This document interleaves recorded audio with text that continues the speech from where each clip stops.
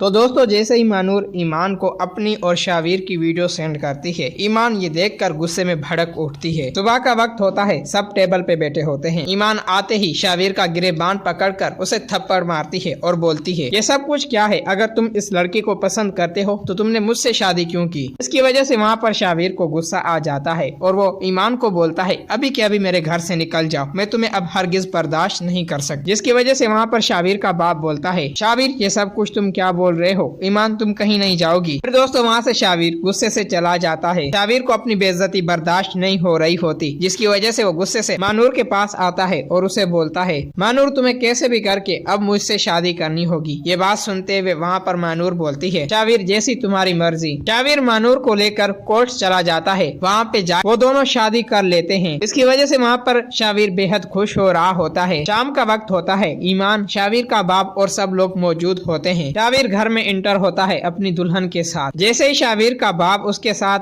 मानूर को देखता है, वो भी गुस्से में आ जाता है, जिसकी वजह से वो शावीर को बोलता है, शावीर घर आने की कोई जरूरत नहीं है। ये बात सुनते हुए वहाँ पर शावीर घर के अंदर चला आता है। ईमान ये सब कुछ देखकर बहुत ही गमज़दा हो रही होती है, जिसकी वजह से वहाँ पर मानूर बोलती है, शावीर अगर तुम्हें मेरे साथ रहना है तो तुम्हें अभी के अभी इस लड़की को इस घर से निकालना होगा। ये बात सुनते हुए वहाँ पर शावीर ईमान को बोलता है, ईमान अभी के अभी तुम यहाँ से चली जाओ। वहाँ पर शावीर का बाप उसके पास आता है और उसे थप्पड़ मारता है और बोलता है, ये सब कुछ तुम क्या बोल रहे हो अपनी बीवी को? ये बात सुनते हुए वहाँ पर शावीर बोलता है, ईमान अगर तुम इस घर से नहीं गई तो मैं तुम्हें यहाँ से धक्के देकर निकालूंगा। बेहतर बात यही होगी कि तुम अभी के अभी यहाँ से चली जाओ। वहाँ पर शावीर का बाप गुस्से में बोलता है, शावीर तुम इस घर से निकल जाओ। जिसकी वजह से वहाँ पर शावीर अपने बाप को बोलता है, पापा मैं इस घर से हरगिज नहीं जाने वाला। अगर हाँ आप मुझे इस घर में से और दुकान में से हिस्सा देते हैं तो फिर मैं अभी के अभी यहाँ से चला जाऊंगा। शावीर की बात सुनते हुए वहाँ पर मानूर बेहद खुश हो रही होती है और वो मन ही मन में सोच रही होती है, शावीर एक बार तुम अपने बाप से अपनी जायदाद में से हिस्सा ले लो, फिर देखो मैं तुम्हारा क्या हाल करती हूँ। फिर दोस्तों वहाँ पर ईमान को भी गुस्सा आ जाता है। ईमान अपनी कमरे में जाकर अपना सामान पैक कर लेती है और अपने साथ अपना बच्चा